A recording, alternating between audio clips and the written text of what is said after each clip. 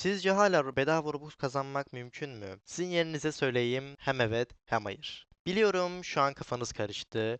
Bugün tüm Robux sitelerinden neden Robux kazanılmaması gerektiğini anlatacağım. Ama ondan önce DC sunucumuza gelirseniz beni gerçekten çok mutlu edersiniz. Biraz destek olursanız çok mutlu olurum. YouTube'da, TikTok'ta şu siteye gir, şifreni yaz, saniyeler içinde hesabına 10.000 Robux yatsın diyen binlerce yayıncı var.